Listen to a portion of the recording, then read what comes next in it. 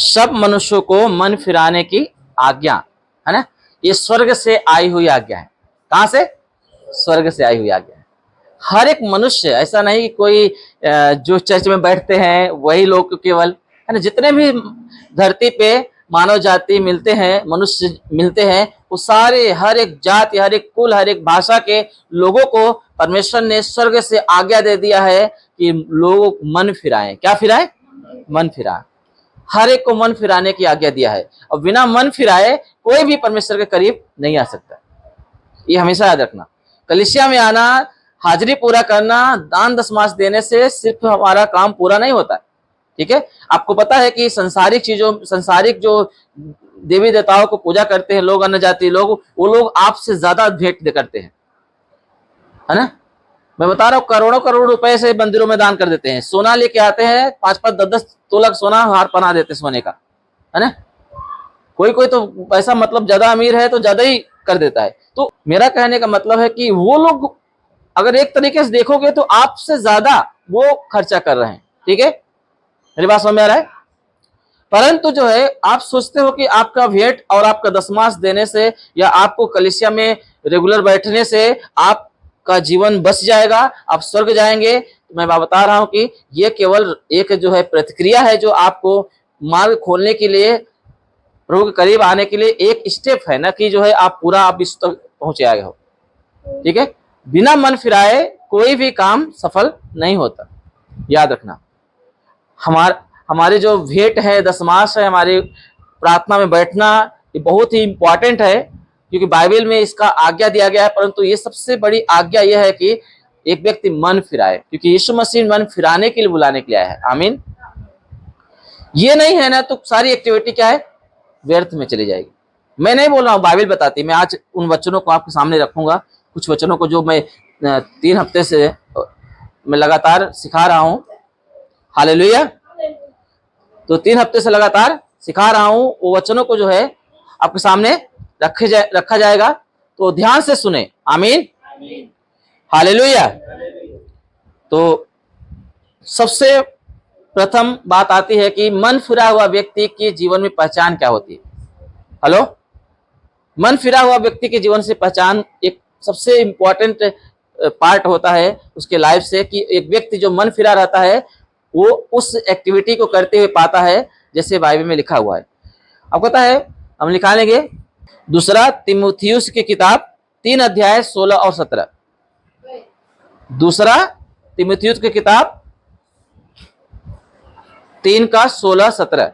ये जो है बहुत बार हमने सिखाया है ये वचन, और आपको यहां से मैं स्टार्ट कर रहा हूं कि कैसे हमें परमेश्वर के भय में चलना है, और मन फिरा हुआ जीवन में क्या क्या, कहां से शुरुआत होता है जीवन। ओके, हाँ। 2 तिमोथी मतलब तीमुथियुस, हाँ, 2 तीमुथियुस 3 का 16। हाँ, पढ़िए कोई वचन तक से। संपूर्ण पवित्र शास्त्र परमेश्वर की प्रेरणा से रचा गया है। कैसे रचा गया है? परमेश्वर की प्रेरणा से। ये संपूर्ण पवित्र शास्त्र है, जो हम बाइबल जिसको बोलते हैं, इसको पवित्र शास्त्र बोलते हैं, धर्मशास्त्र नहीं बोलते। संपूर्ण पवित्र शास्त्र क्या बोलते हैं? पवित्र शास्त्र किससे लिखा है? परमेश्वर की प्रेरणा के द्वारा लिखा गया है, और उपदेश और समझाने और सुधारने और धार्मिकता की शिक्षा के लिए लाभदायक है। और धार्मिकता की शिक्षा के लिए लाभदायक है। आगे लिखे 17 पढ़ो। ताकि परमेश्वर का जन सिद्ध बने। ताकि परमेश्वर का जन सिद्ध बने। शुरुआत यहां से होती है। एक मन फिरा हुआ व्यक्ति पवित्र शास्त्र के बातों को जो परमेश्वर ने दिया है उसे प्रेम करेगा। ये पवित्र शास्त्र की बातें, पवित्र शास्त्र का जो लेख है, जो परमेश्वर ने सारे मानव जाति के लिए ये दिया हुआ है, उसका जीवन ऐसा बनेगा।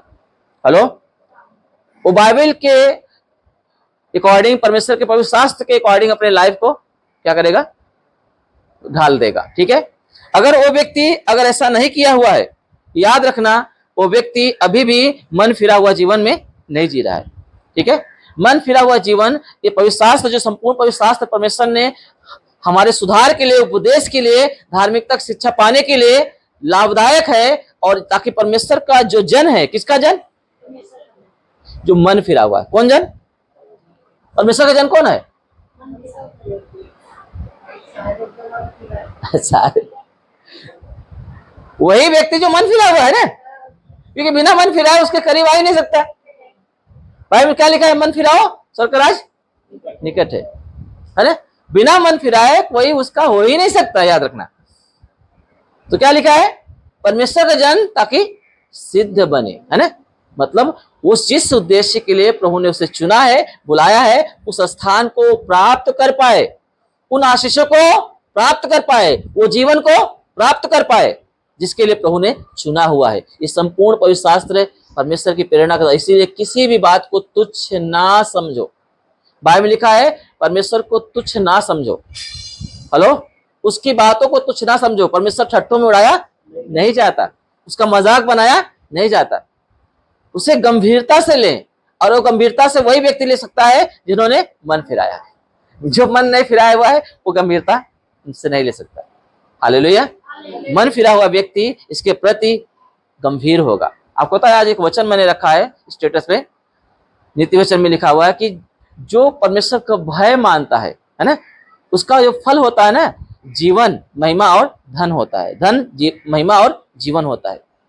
मतलब जो परमेश्वर का भय मानता है, भय मानने वाला व्यक्ति गलती नहीं करता। आपको पता है, आज संसार देखते हैं, सरकार की बहुत सारी प्रॉपर्टी, बहुत सारे जो है चीजें पड़ी रहती हैं, लोग छूते नहीं है। पता है क्यों? क्योंकि अगर पकड़ गए तो हाँ, दंड मिलेगा। ठीक है, बहुत सारी चीजें गवर्नमेंट की पड़ी रहती है, लोग छूते नहीं है। जैसे अब रेलवे ट्रैक पे जाओ, देखो कितने सारे जो है लोखंड, बहुत सारे चीजें पड़ी रहती हैं, कोई छूता नहीं है वहां पे। क्यों नहीं छूता पता है? उसको भय है कि वो करेंगे तो दंड मिलेगा। ठीक है, मेरी बात समझ में आए? किसी की नजर में आ जाएंगे। वैसे ये तो एक ऐसी गवर्नमेंट है जो हमारे थोड़ा समय के लिए दंड दे सकता है, परंतु परमेश्वर की जो का दंड है ना, वो अनंत मृत्यु है। हेलो, पाप की सजा क्या है? मृत्यु है। जो परमेश्वर का भय मानता है वो बुराई से दूर रहता है। बाइबल में लिखा है, क्या रहता है? बुराई से दूर रहता है। ठीक है, और जब भय मानता है तो ये तीन चीजें उसके साथ लागू हो जाती है। क्या? धन, महिमा और जीवन। कितना? धन, महिमा और जीवन। मेरी बात समझ में आया? ये याद रखना मैं जो बता रहा हूं, तो उसका जीवन जो है पूरी तरीके से वो सिद्धता की ओर आगे बढ़ेगा। आपको पता है, जब अब्राहम को प्रभु ने बुलाया, परमेश्वर ने बुलाया यहोवा ने, तो कुछ समय के बाद जब उसको संतान प्राप्ति नहीं हुआ, तो उसका जो मन था ना, जिसके लिए बुला, परमेश्वर ने प्रतिज्ञा दिया था कि तुझसे मैं एक बड़ी जाति बनाऊंगा, है ना, आकाश के तारों के समान और जो समुद्र की रेत के समान, जो कोई गिन नहीं सकता, ऐसे करके मैं संतानों को बनाऊंगा। परंतु कई साल बीत गए, उसको कोई संतान उसकी बीवी को नहीं हुई। जब वो बुलाया गया था तो 75 ईयर्स का था, मतलब पहले से ही इतना उम्र था उसका। कुछ साल बीते तो वो जो है, कुछ जो है उसका विश्वास में कमी दिखाई दे रही थी। तो परमेश्वर ने, जहां हम देखते हो उत्पत्ति की किताब 17 अध्याय का पहले वचन में लिखा हुआ है, परमेश्वर उसको दर्शन देते हैं, बोलते हैं मैं यहोवा हूं, अब्राहम मैं यहोवा हूं, मेरी उपस्थिति में चल, मैं सर्वशक्तिमान ईश्वर हूं, तो मेरी उपस्थिति में चल, तो सिद्ध होता जा। आमीन। आपको पता है, जिसको प्रभु ने बुलाया है वो चाहता वो सिद्ध बने, वो उस मार्ग में पाया जाए जिसमें बढ़ोतरी हो। सिद्ध व्यक्ति कभी नीचे नहीं आता। सिद्ध व्यक्ति जो है हमेशा ऊंचाई पर ही रहता है। ये हमेशा, अगर नीचे आ रहा है तो सिद्ध नहीं है वो। सिद्धता का मतलब क्या है? सफलता, ग्रोथ, बढ़ोतरी, है ना। ये सिद्धता का मतलब होता है। ठीक है, सिद्धता का मतलब होता है आपके कभी भी ना माइनस पॉइंट नहीं आएगा आपके आत्मिक जीवन में। परमेश्वर की आज्ञा पालन में, परमेश्वर के भय में, परमेश्वर की पवित्रता में आप माइनस में नहीं आएंगे, हमेशा प्लस में, पॉजिटिव में जाएंगे आप। हेलो, आगे बढ़ते जाएंगे। उसको बोलते हैं सिद्धता की ओर आगे बढ़ना। और एक समय ऐसा आया था कि अब्राहम जो है उन आशीषों को लेट होते हुए देख के उसके मन में जो विश्वास की कमी हो गई थी, उसके अंदर विश्वास की कमी हो गई थी। इस बात को लेकर परमेश्वर चिंतित हुआ और परमेश्वर उसे दर्शन दिया यहोवा ने, और बोला मैं सर्वशक्तिमान ईश्वर हूं, मतलब मेरे जैसा कोई है ही नहीं। मैं सर्वशक्तिमान ईश्वर हूं, मेरे उपस्थिति में चलेगा तो सिद्ध बनता चला जाएगा। हेलो, तेरा ग्रोथ होगा, और जिस काम के लिए तुझे चुना है उसमें तू घटता हुआ नहीं दिखाएगा, बढ़ता हुआ दिखाई देगा। आमीन। मेरी बात समझ में आ रहा है आप लोग को? तो आज इसीलिए मैं बता रहा हूं कि मन फिरा हुआ व्यक्ति, आपको हर एक व्यक्ति को परमेश्वर चाहता है कि मन फिराए और सिद्धता की ओर आगे बढ़े, पवित्र शास्त्र की बातों को रात दिन मनन करे, ध्यान लगाए। और पता है आजकल बाइबल पढ़ने के लिए समय नहीं रहता, मैं यही बात के लिए चिंतित रहता हूं। हेलो, चर्च के लोग, कलीसिया के लोग बाइबल नहीं पढ़ते। हेलो, वो हाजिरी पूरा करेंगे, चर्च में आएंगे, क्योंकि ऐसा लगता है कि परमेश्वर का पवित्र जगह है। आपको पता है हम लोग कलीसिया है, एक एक व्यक्ति कलीसिया है। पिछले बार मकिदुनिया की कलीसिया के बारे में मैंने चर्चा किया था। हम लोग सब लोग क्या है, कलीसियाएं हैं। हेलो, जो मन फिराया हुआ व्यक्ति है, जो परमेश्वर के इस पवित्र शास्त्र को लेकर चलता है, वो कलीसियाएं हैं। आमीन। अब कलीसियाओं के ऊपर अनुग्रह पे अनुग्रह, अनुग्रह पे अनुग्रह दिखाई देना चाहिए। आमीन। ये जैसे मकिदुनिया के ऊपर, कलीसिया के ऊपर अनुग्रह हुआ था, और उसका अनुग्रह के गवाही जो है पौलुस से बोल रहा था। आमीन। पिछले हफ्ते मैंने सिखाया था। तो आज जो है वो अनुग्रह दिखाई देना चाहिए, वो जो है ग्रेस दिखाई देना चाहिए, क्योंकि हमने मन फिराया है और हम परमेश्वर के सम्मुख आ गए हैं। और हम पवित्र शास्त्र को, हम ये धर्म शास्त्र को और सारे पवित्र शास्त्र को हमने क्या किया, अपने जीवन में जोड़ लिया है ना। हालेलुया। आपको पता है दूसरा कुरिन्थियों की किताब 3:16-17 में लिखा हुआ है, प्रभु तो क्या है, आत्मा है। क्या है? प्रभु तो आत्मा है, परंतु जहां कहीं आत्मा है परमेश्वर का, वहां पे क्या है, आजादी है। जहां प्रभु की आत्मा है वहां पे क्या है, स्वतंत्रता है, वहां पे आजादी है। मेरी बात समझ में आया? ये आत्मा क्या है? जहां पे परमेश्वर का आत्मा है, प्रभु का आत्मा है, वहां पे क्या है, आजादी है। और परमेश्वर का आत्मा कहां रहेगा? हेलो, बाइबल में लिखा है, परमेश्वर के वचनों को अपने हृदय में अधिकार से बसने दो, है ना। हृदय में, क्योंकि वही मंदिर है ना। जिस हृदय में परमेश्वर का वचन अधिकार से स्थान पाता है, अधिकार पाता है, वो एक्टिव होने के लिए, ऐसा हृदय में परमेश्वर का आत्मा निवास करता है। और ऐसे व्यक्ति स्वतंत्र व्यक्ति कहलाता है, आजाद व्यक्ति कहलाता है। मेरी बात समझ में आ रहा है? जिस के जीवन में परमेश्वर के वचन की क्रिया एक्टिव नहीं होती, कार्य नहीं करती, उस जगह पे परमेश्वर की उपस्थिति, परमेश्वर की आत्मा की उपस्थिति नहीं रह सकती। हालेलुया। मैं आपको बता रहा हूं, क्योंकि वो जो है स्वतंत्रता को लाती है। परमेश्वर का आत्मा हमेशा स्वतंत्रता को ही लेके आते हैं। हेलो, एक व्यक्ति स्वतंत्र होता है, जहां पे परमेश्वर का आत्मा है वहां पे आजादी है, स्वतंत्रता है। और ये पवित्र आत्मा है क्या? ये वचन ही है पवित्र आत्मा। बाइबल में लिखा है परमेश्वर का आत्मा, है ना। परमेश्वर एक आत्मा है, बाइबल बताती है ना। और परमेश्वर क्या है, वचन है, बाइबल बताती है। हाँ, आदि में वचन था, वचन परमेश्वर के साथ था, और वचन ही परमेश्वर था। ऐसा लिखा है ना, आदि में वचन था, वचन परमेश्वर के साथ था, और वचन ही परमेश्वर था, और वचन देहधारी हुआ, है ना। मेरी बात समझ में आ रहा है? इस सब कुछ जो है आपको पता है पूर्ति के लिए ही परमेश्वर ने दिया हुआ है। ये सारी चीजें मैं आपको कितनी बार बताया, हम लोग त्रिएक परमेश्वर को फॉलो करते हैं। किसको? त्रिएक परमेश्वर को फॉलो करते हैं, जो आत्मा है, जो वचन है, हेलो, जो पिता है, जो यहोवा है। आमीन। मेरी बात समझ में आए? वो त्रिएक परमेश्वर है, ये तीनों एक साथ में हमारे साथ एक्टिव होते हैं। अगर कोई सोचेगा कि पुत्र को ले लूं, पिता को नहीं लूं, कुछ लोग होते हैं ना, ओनली जीसस, यहोवा विटनेस, है ना। कुछ लोग पवित्र आत्मा को इतना मानते हैं और लोग मानते ही नहीं। मैं बता रहा हूं त्रिएक परमेश्वर है। एक को आपने माना तो तीनों को मानना पड़ेगा, क्योंकि ये तीनों एक साथ में कार्य करते हैं। ठीक है, मेरी बात समझ में आ रही है? इसलिए हमेशा याद रखना, जो मैं बता रहा हूं, मन फिरा हुआ व्यक्ति इस बात को अपने जीवन में पाता है, देख पाता है, उस त्रिएक परमेश्वर को रिस्पेक्ट देता है, वो भय में चलता है, और वो त्रिएक परमेश्वर जो है उसके जीवन में निवास करते हैं। आमीन।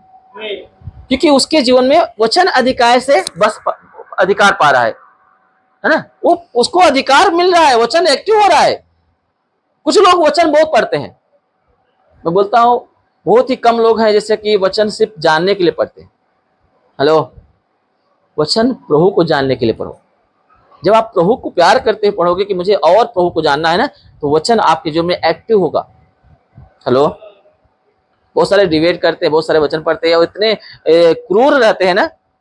बाइबल के वचन बहुत पता रहेंगे, परंतु वो इतने क्रूर रहते हैं ना कि नफरत करते हैं, अलग अलग कलीसियाओं को तुच्छ समझते हैं, और विश्वासियों को तुच्छ समझते हैं, अपने आप को भी बहुत बड़ा आत्मिक जीवन, आत्मिक समझते हैं, ऐसी एक्टिविटी एक आत्मिक व्यक्ति के जीवन में नहीं रहती। बाइबल में लिखा है कि तुम एक दूसरे को अपने से क्या समझो, बड़ा समझो, ऊंचा समझो, अच्छा समझो, है ना। तुम एक दूसरे को अपने से अच्छा समझो, मतलब शायद ही बहुत अच्छा है, कुछ जगह पे हम शायद उससे कम हो सकते हैं।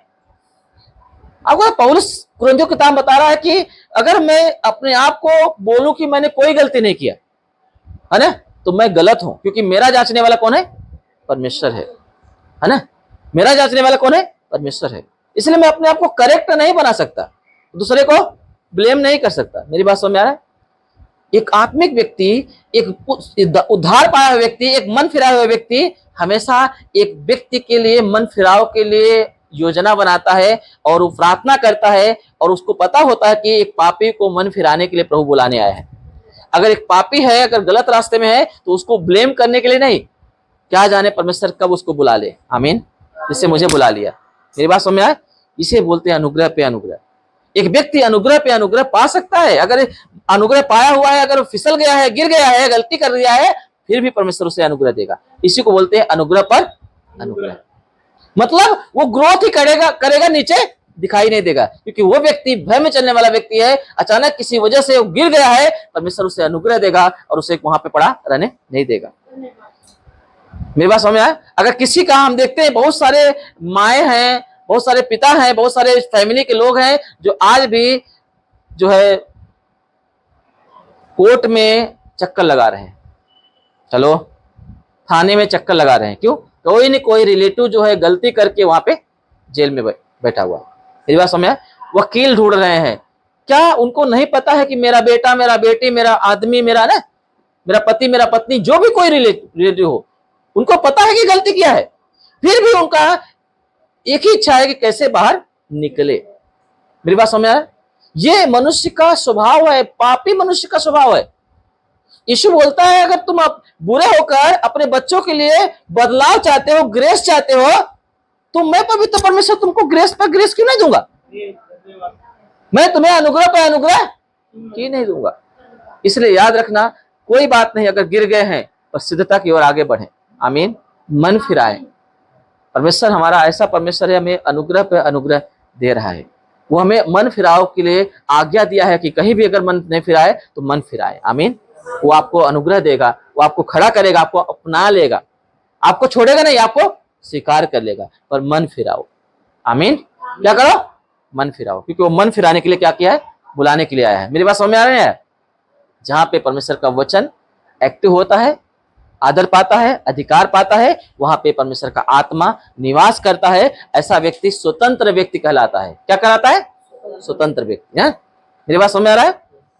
तो उसको ध्यान दो, ये जीवन को तुच्छ मत समझो। हम लोग गीत गा रहे थे ना, यीशु बुला रहा है। आपको पता है, सबको नाम लेके बुलाया है। आप कोई मामूली व्यक्ति नहीं हो, आपको प्रभु खुद बुलाया है नाम लेके। वो आज्ञा हो चुकी है कि आपको मन फिराव के लिए अवसर मिले। ठीक है? प्रेरितों की किताब में 17 अध्याय का 30 वचन पढ़ो। प्रेरितों की किताब 17 अध्याय 30 वचन। इसीलिए परमेश्वर ने अज्ञानता के समयों पर ध्यान नहीं दिया। हाँ, पर अब हर जगह सब मनुष्यों को मन फिराने की आज्ञा देता है ना? कौन आज्ञा दिया? परमेश्वर ने आज्ञा दिया है कि हर एक व्यक्ति, हर एक मनुष्य, है ना, हर एक मनुष्य चाहे कहीं भी हो, उसे मन फिराने की आज्ञा मिली है। आमीन। वो आज्ञा देता है कि तुम मन फिराओ। क्या फिराओ? मन फिराओ। ये परमेश्वर की आज्ञा है, और यही काम यीशु मसीह करने के लिए आया है। हर एक को मन फिराव के लिए बुलाने आया है। आमीन। यही काम करने के आया है। लूका की किताब में 5:32 में लिखा है, यीशु मसीह में बोलता है मैं धर्मियों को नहीं परंतु पापियों को मन फिराने के लिए बुलाने आया। आमीन। क्या बोलता है? मैं धर्मियों को नहीं परंतु पापियों को मन फिराने के लिए बुलाने आया हूं। और यही आज्ञा जो है परमेश्वर ने दिया हुआ है। हर एक मनुष्य के लिए मन फिराने का आज्ञा मिली है। सबको मौका मिलना चाहिए, हर एक तक बात पहुंचना चाहिए। मेरी बात समझ आया? आपको पता है, जब भी कोई भी योजना चलती है, गवर्नमेंट निकालता है, पता है, योजना को हर मनुष्य तक पहुंचने के लिए वो ऑफिस चालू करेगा, जॉब चालू करेगा, और वो योजना को तहत लोगों को लाभ मिले, वो सब कुछ पूरा करता है। मेरी बात समझ नहीं है? नहीं ऑफिस से खोलते हैं। अभी देखो आधार कार्ड बनने का था, सब जगह आधार कार्ड के ऑफिस है, स्कूलों में भी आधार कार्ड बन रहा था, है ना, कि सब व्यक्ति का आधार कार्ड बन सके, है ना। मेरी बात समझ में आए? अब ऑफिस कम पड़ रही है तो स्कूलों में, कस्बों में, है ना, जहां जहां जगह मिलता था वहां वहां पे जो है वो लोगों ने चालू कर दिया था कि कैसे भी करके सबको आधार कार्ड मिले।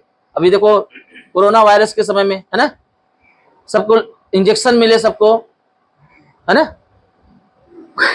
कोविड के समय में, तो उस समय में क्या किया था, ऐसे उस समय भी किया था ना, पेट्रोल टंकी के पास, है ना, स्कूलों में हर जगह जगह पे क्या कर रहा था, इंजेक्शन लग रहा था। मतलब जब भी कोई, मैं वो नहीं बोल रहा हूं कि राइट है कि रॉन्ग है, परंतु जब भी कोई योजना, हेलो, जब भी कोई योजना गवर्नमेंट निकालता है तो उसका एक ही उद्देश्य रहता है कि हर तक पहुंचे, जहां तक उसका शासन है ना, राज्य है, वहां तक वो सब मनुष्यों तक वो योजना पहुंच सके, लाभ उठा सके लोग। तब क्या सोचो, परमेश्वर अगर हर एक मनुष्य को मन फिराने की आज्ञा दिया है तो ऐसे छोड़ देगा? छोड़ देगा क्या ऐसे? वो ऐसे नहीं छोड़ेगा। ये कलीसिया वो जगह है जहां पे लोग आके मन फिराने के लिए अवसर मिलता है। हेलो, कलीसिया में आना बहुत जरूरी है। आप उनको लेके आओ, लोगों को लेके आओ, चाहे उनको चिरौरी करना पड़े, समझाना पड़े, पैसा खर्चा करना पड़े, आप लेके आओ, क्योंकि हर एक को लाभ मिलना चाहिए, हर एक को उसका लाभ मिलना चाहिए, क्योंकि ये आज्ञा स्वर्ग से आई हुई कि हर एक मनुष्य को मन फिराने की आज्ञा मिली है, हर एक तक ये प्रॉफिट मिलना चाहिए, पहुंचना चाहिए। परमेश्वर इसीलिए कलीसिया का निर्माण कर रहा है। आमीन। अपने सेवकों को तैयार कर रहा है। आप पता है ट्रेनिंग हो रही है, जो आप यहाँ आते हो ट्रेन हो रहे हो, आपको प्रभु खड़ा करेगा उन लोगों तक पहुंचने के लिए, ताकि ये जो है लाभ हर तक पहुंच सके, कि कोई लोग मन फिराएं और स्वर्ग के राज में प्रवेश कर सके। आमीन। मेरी बात समझ में? अगर ऐसा कोई व्यक्ति, कोई अधिकारी जो है आएगा और वो काम नहीं करेगा तो मतलब क्या है? ऐसा होता है क्या? जिस काम के लिए उसे ट्रेनिंग दी गई है, परमेश्वर ब्लेस किया हुआ है, चुना हुआ है ना, अगर वो व्यक्ति वो काम नहीं करेगा तो क्या होगा? होना चाहिए ना, सबको मिलना चाहिए ना लाभ। इसलिए परमेश्वर चाहता कि हम हर एक मनुष्य तक पहुंचे। आमीन। हर एक को मन फिराव का अवसर मिले। ये यीशु का काम है। यीशु ने बोला है, यीशु ने वही किया है और यही आज्ञा हमें दी गई है, क्योंकि यीशु ने क्या बोला पता है? मैं वही काम करता हूं जो पिता ने मुझे करने को कहा है। मैं वही करता हूं जो मुझसे वो कहता है करने को।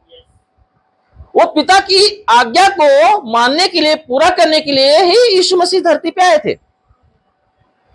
परमेश्वर की योजना थी कि अपने पुत्र को परमेश्वर क्या करे, हरे मानव जाति के लिए कुर्बान करे। आमीन। और इस योजना को पूरा करने के लिए पुत्र क्या किया? पिता की बात मान के सहभागी हो गया। यीशु मसीह क्या किया? उनकी बात मान के सहभागी हुआ और उस काम को पूरा किया। इसलिए क्रूस पे क्या बोला? इट इज फिनिश, सब कुछ पूरा हुआ। आमीन। मन फिराव के लिए वो बुलाने आया है। अगर मन नहीं फिरेगा तो वो जो योजना का लाभ नहीं मिल पाएगा, जो सारे मानव जाति के उद्धार के लिए, प्रेम के लिए प्रभु ने अपने इकलौते पुत्र यीशु को कुर्बान कर दिया। आमीन। मेरी बात समझ में आ रहा है?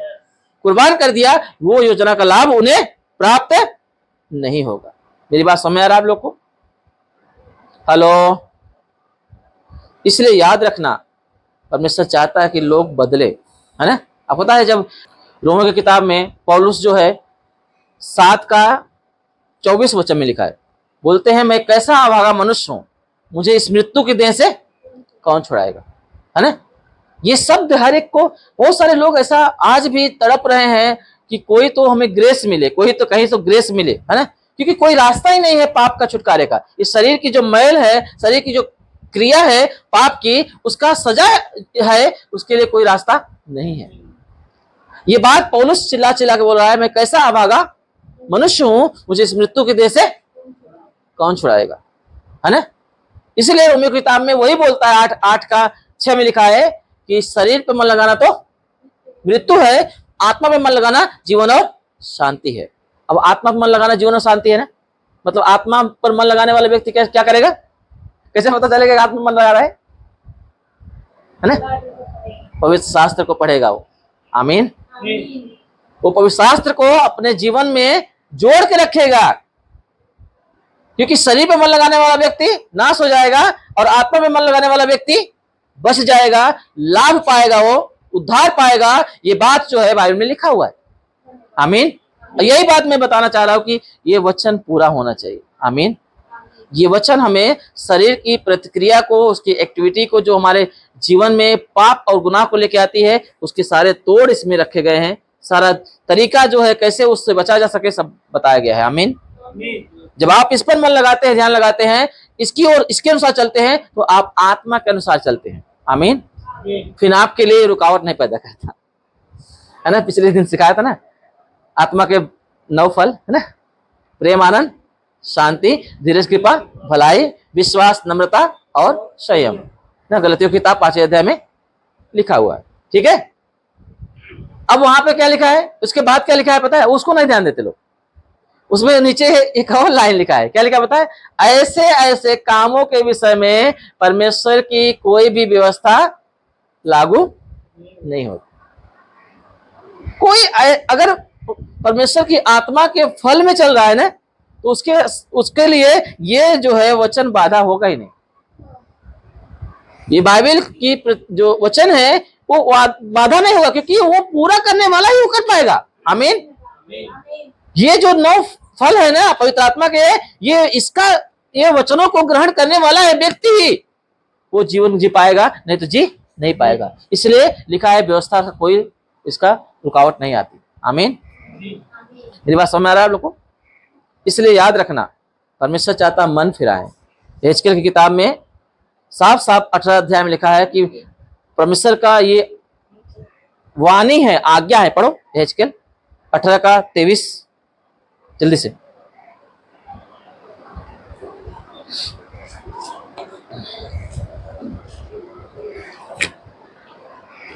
प्रभु यहोवा की यह वाणी है। यहेजकेल 18 का 23। प्रभु यहोवा की यह वाणी है। प्रभु यहोवा की यह वाणी है ना वचन, आज्ञा है ना, वाणी है ना, वो बोल दिया पहले से। प्रभु यहोवा की यह वाणी है, क्या मैं दुष्ट के मरने से कुछ भी प्रसन्न होता हूँ? क्या दुष्ट के मरने से तनिक भी कुछ भी मैं प्रसन्न होता हूं? और क्या मैं इससे प्रसन्न नहीं होता? क्या मैं इससे प्रसन्न नहीं होता कि वह अपने मार्ग से फिरकर वह अपने पापमय मार्ग से फिरकर जीवित रहे। आमीन। वो पापमय मार्ग से जीवित हो जाए। दुष्ट है ना, दुष्ट के मरने से वो तनिक भी प्रसन्न नहीं होता, और दुष्ट का मार्ग जब छोड़ता है तो वो जीवित रहता है, बच जाता है। आमीन। इसको क्या बोलते हैं? मन फिराना है ना। मतलब जिस मार्ग में तो वो चल रहा है, वो छोड़ दे तो जीवित रहेगा ना। यही बात है ना, जीवित रहेगा। और यही तो आज्ञा मिली है। मन फिराने का मतलब ये होता है ना, जो गलती हमसे हो रही है, जो गलती हम बार बार कर रहे थे, जिसकी वजह से हम गुनहगार थे, उसे हमें क्या करना है? छोड़ देना है। क्या करना है?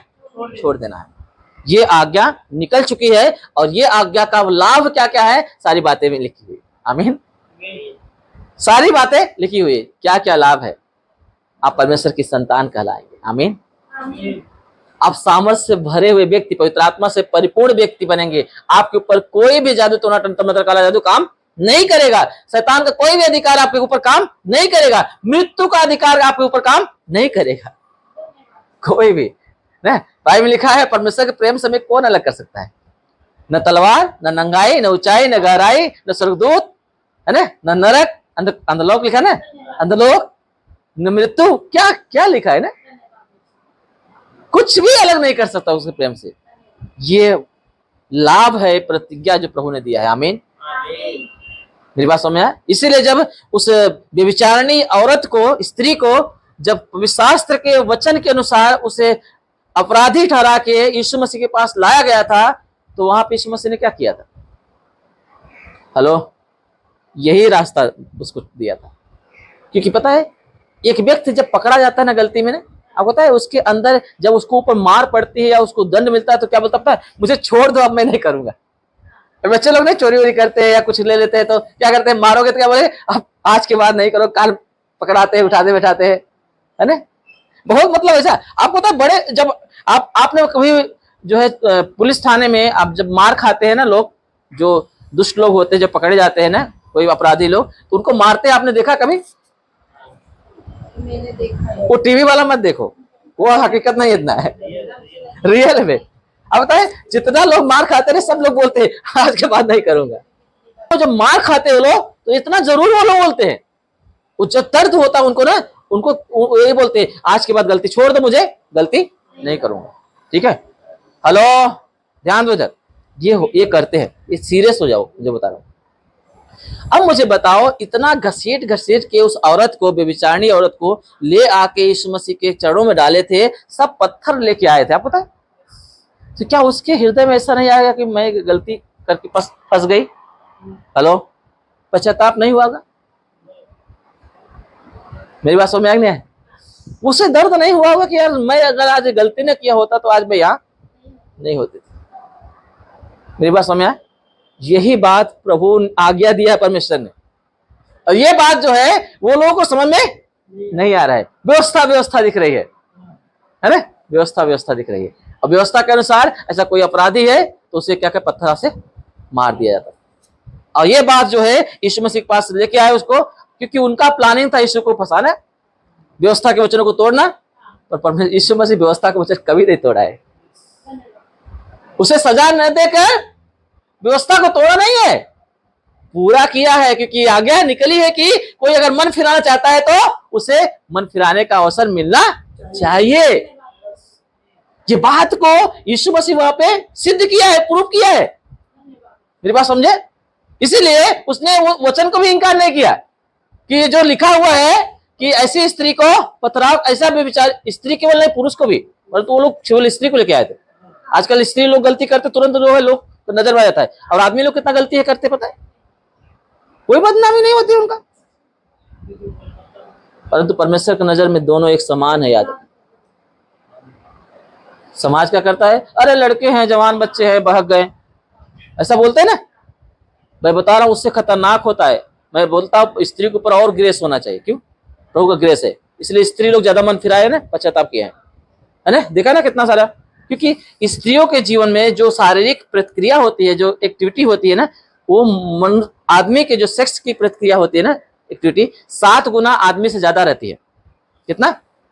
आप पढ़ाई किए होंगे तो पता होगा, 7 गुना ज्यादा रहती है। उनको ज्यादा पाप में गिरने का खतरा है कि इनको एक गुना है आदमी लोग को, पर आदमी लोग ज्यादा गिरते हैं, है ना। कॉलेज में जाओ देखो लड़की के पीछे भागते रहते, कहीं ऑफिस में जाओ देखो तो उधर लाइन कहाँ पे ध्यान नहीं देते, है ना। अब ज्यादा जब गलती कुछ दिखाई देता है तो लड़की लोग को और उनको ज्यादा दोष लगाते हैं। मेरी बात समझ में आ रहा है आपको? हेलो, मैं सच्चाई बता रहा हूँ, आप वेदिक सामने खड़ा होके, मैं भी पढ़ाई किया हूं, मुझे पता है सब चीजें। हेलो, याद रखना, वहां पे भी ये लोगों ने क्या किया, स्त्री को पकड़ा, और जो आदमी गलती किया था उसको छोड़ दिया, क्योंकि उनको ना वो गुनाह से कोई मतलब नहीं है, वो यीशु पर दोष लगाने का काम कर रहे थे, है ना। आज ऐसे भी समाज के लोग क्या करते पता है, कैसे भी करके दोषी ठहरा दो, तुच्छ समझो। मैं बता रहा हूं ये नियम परमेश्वर की ओर से नहीं है, ये लोगों का है। प्रभु हमें मन फिराव के लिए ग्रेस दिया है, आमीन, ग्रेस दिया है, बहुत अच्छा ग्रेस। वो स्त्री को जो है कितना अच्छा अद्भुत ग्रेस मिला। यीशु साफ साफ बोलता है, अगर तुम ठीक है, तुम बोलते हो कोई शास्त्र सच्चा है, इसे कोई जुटला नहीं सकता, ऐसा सजा मिली गई है, लिखा गया है, मिलना ही चाहिए। पर अगर व्यक्ति मन फिराता है तो, कहने का मतलब है कि मन फिराए तो वो नहीं समझ सकते थे, इसलिए यीशु मसीह ने क्या किया, जमीन में लिखने लगा। क्या लिख रहा था? यिर्मयाह का किताब 17 का 13 वचन लिख रहा था। हेलो, कौन सा वचन लिख रहा था? क्या लिखा है 17 13 में? पढ़ो यिर्मयाह, जल्दी करो, टाइम। यिर्मयाह 17 का 13 में क्या लिखा है? मैं पढ़ा चुका हूं, सिखा चुका हूं। हे यहोवा, हे इज़राइल के आधार, हे यहोवा, हे इज़राइल के आधार, बेस ना, जिस पर इज़राइल टिका हुआ है ना। हे इजराइल के आधार, आगे, जितने तुझे छोड़ देते हैं जितने तुझे छोड़ देते हैं वे सब लज्जित होंगे। वे सब लज्जित होंगे। जो तुझसे भटक जाते जो हैं तुझसे भटक जाते हैं उनके नाम भूमि ही पर उनके नाम भूमि ही पर लिखे जाएंगे। मतलब व्यवस्था की आज्ञाओं को तोड़ देते हैं। आमीन। तुझसे भटक जाते हैं ना, भटकने का मतलब ये होता है ना, वचन को तोड़ देना, भटक गया इंसान, उनका नाम कहां लिखा जाएगा? भूमि पर लिखा जाएगा। मतलब स्वर्गीय स्वर्ग में नहीं जा सकता, स्वर्ग में नहीं जा सकता, स्वर्ग के भावी। इसीलिए यीशु ने क्या बोला? मन फिराओ स्वर्ग राज्य, स्वर्ग राज्य में जा ही नहीं सकता वो व्यक्ति। इसलिए जमीन क्यों नहीं? जमीन में अंदर नरक है, पता आपको? हेलो, प्रकाशित वाक्य में इसका बहुत अच्छा से जिक्र किया गया है। ठीक है, पृथ्वी के अंदर नरक है। ओके, मेरी बात समझ आ गया है? मैंने कई बार इसका जिक्र भी किया है, समझाया है, पर आपको बताओ, जमीन पर, भूमि पर ही लिखा जाएगा। याद रखना, वो स्वर्ग में कभी एंट्री नहीं कर सकते, है ना? कौन व्यक्ति? जो यहोवा से भटक जाते हैं, मतलब जो परमेश्वर के इस वचनों से भटक जाते हैं। बहुत सारे भटकते हैं ना, विश्वासी लोग, है ना? कौन भटकते हैं? विश्वासी लोग भी चर्च में आके अच्छा जीवन जीते रहते हैं, धर्मी जीवन जीते रहते हैं, अचानक उनका मन भटक जाता है, और जब उनका कार्य सफल नहीं होता है तो बोलते हैं हम तो बराबर प्रार्थना में तो आते हैं, बराबर दान दशमा देते हैं, फिर हमारे घर में इतना समस्या क्यों? हेलो, पता है क्या किसके ऊपर जाएगा? फिर जोर पास्टर के ऊपर जाएगा है ना? ये चर्च में अच्छा नहीं हो रहा है, फिर दूसरे चर्च में चले जाए, है ना? ये पास्टर बराबर नहीं गाइड कर रहा है, दूसरे चर्च। अरे गलती किसकी बाबा? पढ़ो अच्छा, एहजकेल निकाले थे ना, 18 का 23 निकाले थे ना, 24 से पढ़ो, 24-25, आप उसमें जवाब लिखा है इसका, जल्दी करो। परंतु जब धर्मी अपने हाँ। धर्म से फिरकर टेढ़े काम वरन दुष्ट के सब घृणित कामों के अनुसार करने लगे, मिल गया सबको? तो क्या वह जीवित रहेगा? किसकी बारे में बात कर रहा है? धर्मी। ये उनकी बात नहीं कर रहा है, जाति की बात नहीं कर रहा है ना? किसकी बात कर रहा है? धर्मी व्यक्ति की बात कर रहा है ना? क्या बोला, फिर से पढ़ो।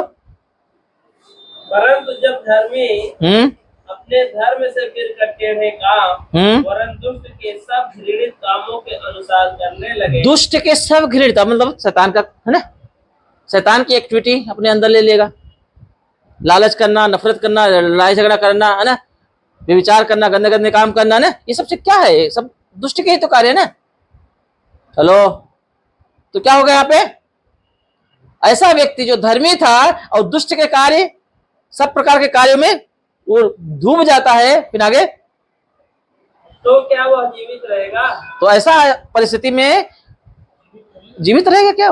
क्या वो उसे आशीष मिलेगा? क्या उसे बरकत मिलेगी? क्या मेरे तरफ से उसको पवित्रता की छाप लगेगी?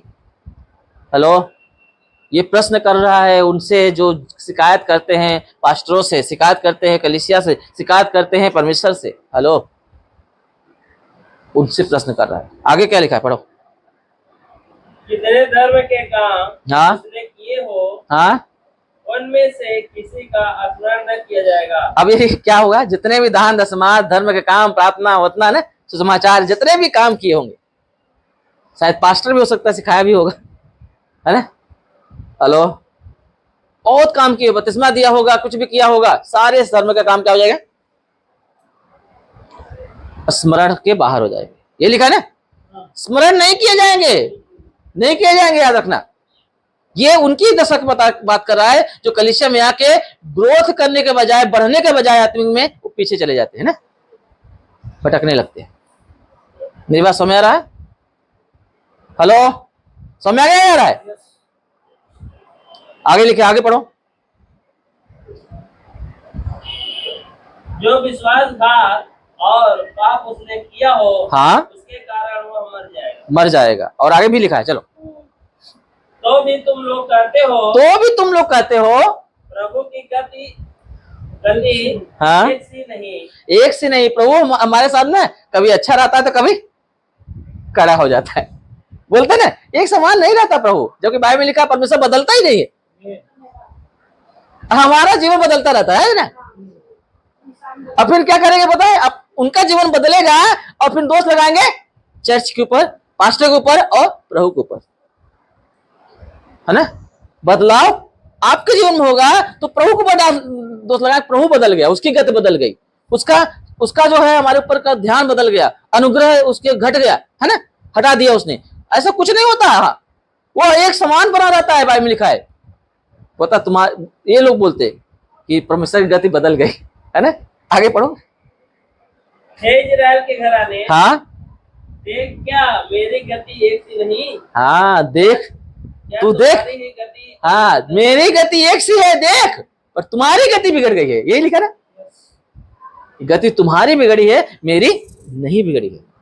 ठीक है, तो याद रखना, वो नहीं बदलता, इंसान का स्वभाव बदलता है, उसकी एक्टिविटी बदलती है, वो भटक जाते हैं, पर परमेश्वर अपने वादे पे खड़ा रहता है। आमीन।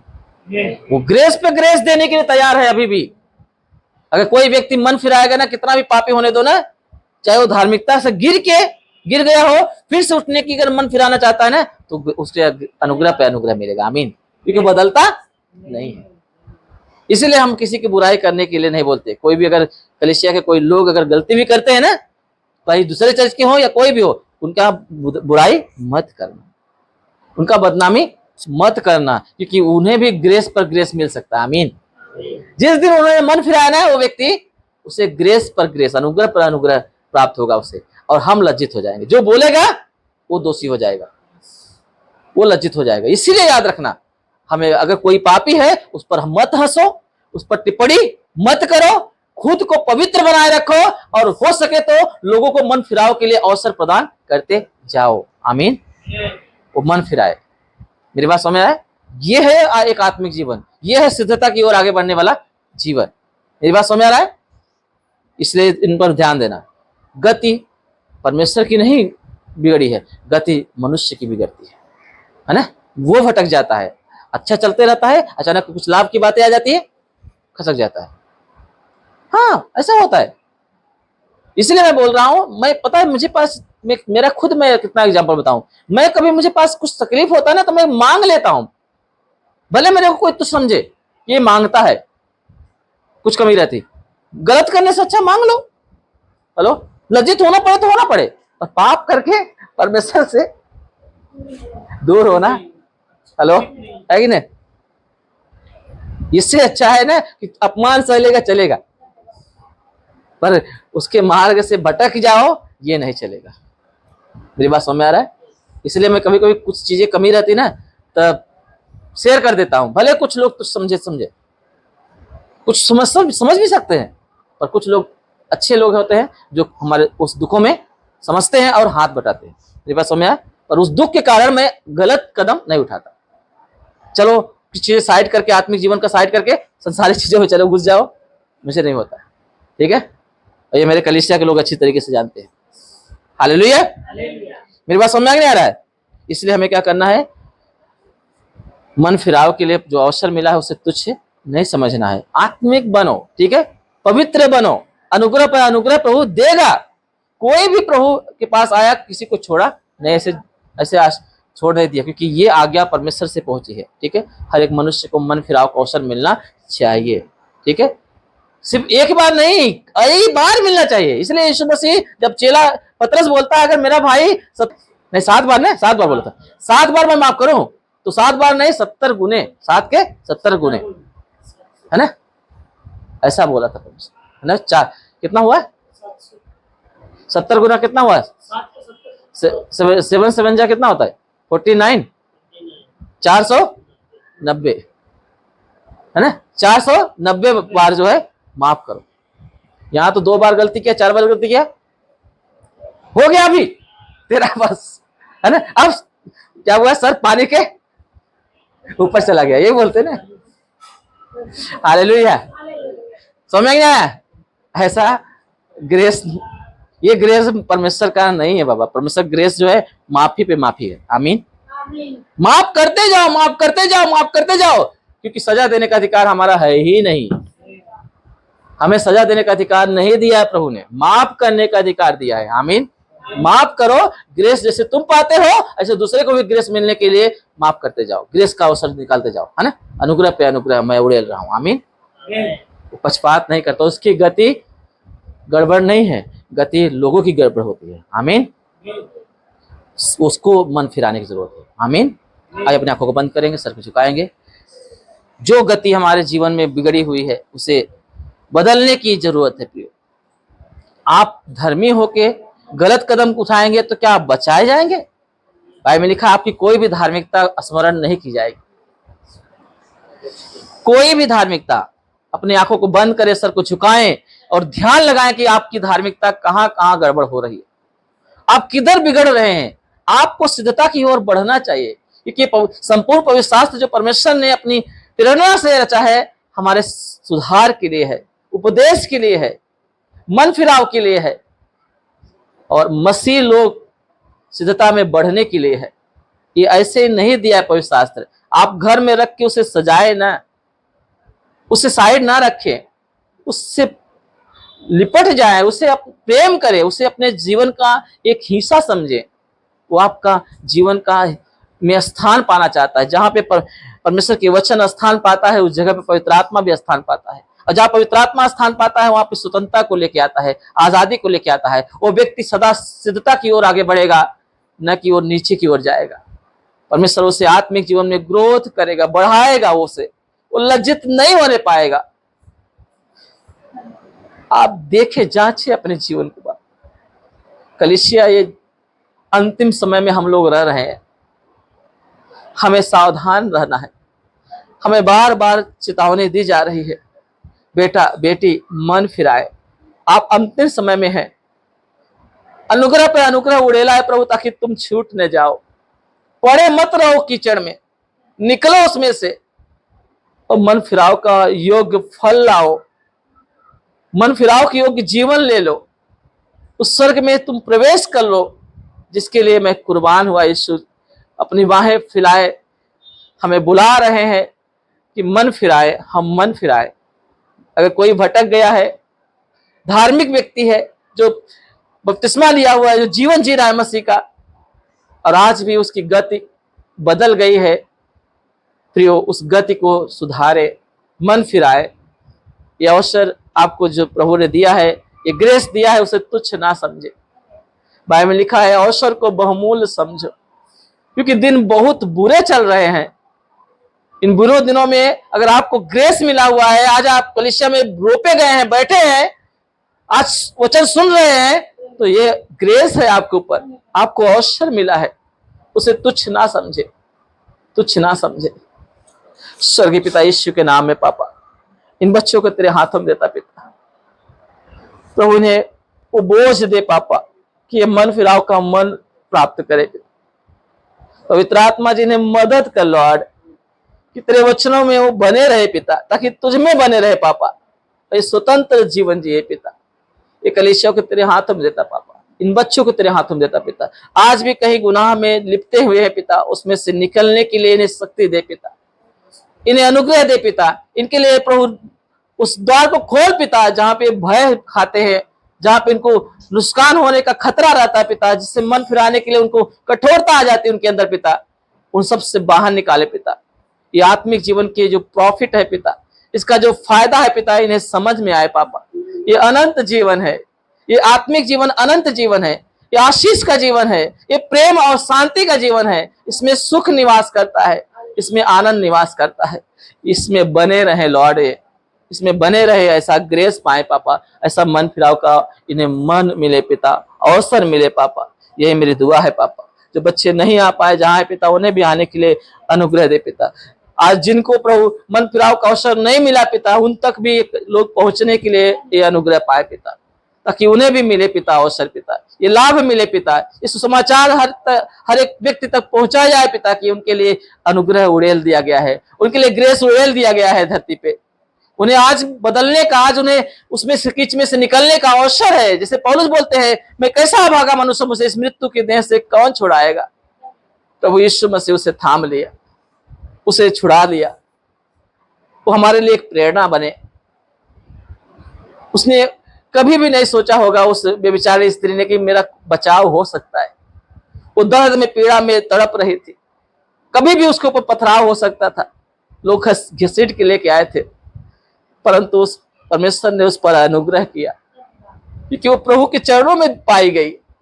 आज प्रभु चाहता है कि हर एक व्यक्ति प्रभु के चरणों में आए, मन फिराए और उस ग्रेस को, उस अनुग्रह को प्राप्त कर पाए। इसलिए प्रियो, अपने आप को तैयार करें कि ज्यादा से ज्यादा लोगों तक पहुंचे, खुद को मन फिराव के योग्य, फल लाने के योग्य बनाएं और सामर्थ्य से भर के उन फसल को काटने के लिए तैयार हो जाएं जिसके लिए प्रभु ने हमें चुना हुआ है, हमें नियुक्त किया है। अनुग्रह पाए पिता, इन्हें दे पिता, अनुग्रह पे अनुग्रह पापा, इन्हें आशीष कर पिता, अभी तक संभाला है पिता, आगे भी अगुवाई कर पिता, कि पाप में जीवन ना जिए पिता और पवित्र आत्मा में परिपूर्ण होकर पिता स्वतंत्र जीवन जिए पिता, और कोई भी शैतान का जोर, पाप का जोर और बुरे मनुष्यों का जोर इनके ऊपर ना चलने पाए पिता। यीशु के नाम से मैं इन्हें सुरक्षित करता हूं।